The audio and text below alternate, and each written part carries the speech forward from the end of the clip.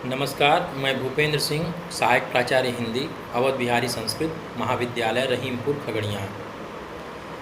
आज की क्लास में वाक्य संशोधन पे बातचीत होगी कि वाक्य संशोधन क्या है, क्यों आवश्यक है।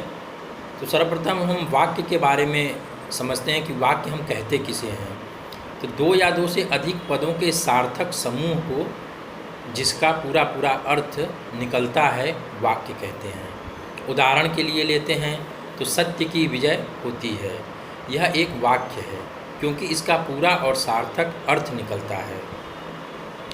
परंतु इसी को यदि इस प्रकार लिखें कि सत्य विजय होती तो यह वाक्य की श्रेणी में नहीं आएगा क्योंकि इसका अर्थ अधूरा है। वाक्य कितना हो लंबा या इस तरीके कुछ भी हम लिख दें, उसका कोई मतलब नहीं है जब तक उसका एक सार्थक अर्थ न निकलता हो।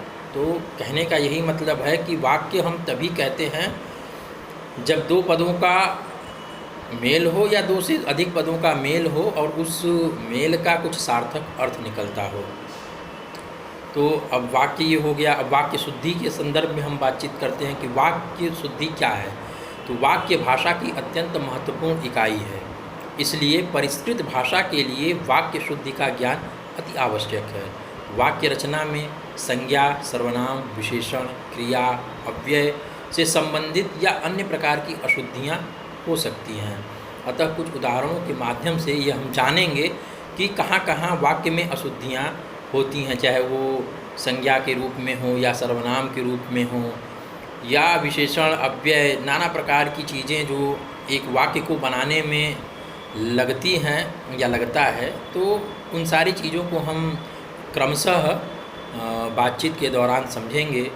तो संज्ञा संबंधी अशुद्धियाँ किस प्रकार होती हैं, इसको हम उदाहरण के माध्यम से समझते हैं। कि जैसे उदाहरण लेते हैं कि हिंदी के प्रचार में आज भी बड़े बड़े संकट हैं। अब यहाँ पे बड़े बड़े संकट हैं तो ये शुद्ध नहीं है। संकट क्या है? बड़ी बड़ी बाधाएं हैं। सीता ने गीत की दो चार लड़ियाँ गाईं, तो लड़ियाँ गाईं सुनने में तो सहज और सामान्य लगता है, लेकिन इसमें अशुद्धि है। लड़ियाँ नहीं होती हैं, कड़ियाँ होती हैं। तो सीता ने गीत की दो चार कड़ियाँ गाईं, या नगर की सारी जनसंख्या भूखी है। तो जनसंख्या की जगह पे जनसंख्या भूखी है का मतलब कुछ नहीं निकलता है।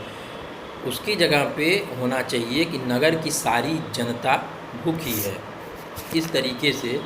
या और एक दो उदाहरण लेते हैं कि वह मेरे शब्दों पर ध्यान नहीं देता। सुनने में तो एकदम सही लगता है कि वह मेरे शब्दों पर ध्यान नहीं देता, पर वह मेरी बात पर ध्यान नहीं देता।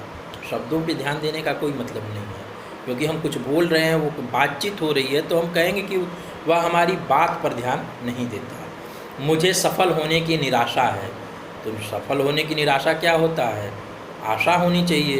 तो मुझे सफल होने की आशा नहीं है।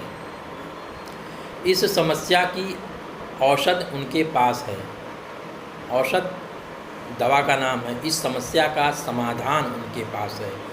गोलियों की बाढ़ नहीं हो, जैसे एक और उदाहरण, गोलियों की बाढ़ गोलियों की बौछार होती है, बाढ़ नहीं होती।